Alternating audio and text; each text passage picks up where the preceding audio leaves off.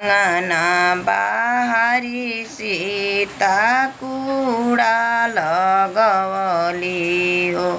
जामी गईले चंदन के पेड़, चंदन काटाई दुल्हा डोलिया पनवले हो। चल धन हमारी देश, कैसे के चली प्रभु जी रउरी देशवा हो।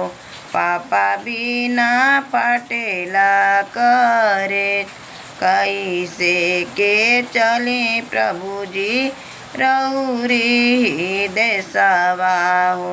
पापा बिना पटेला करे, आंगना बाहरी सीता कूड़ा लगवली हो।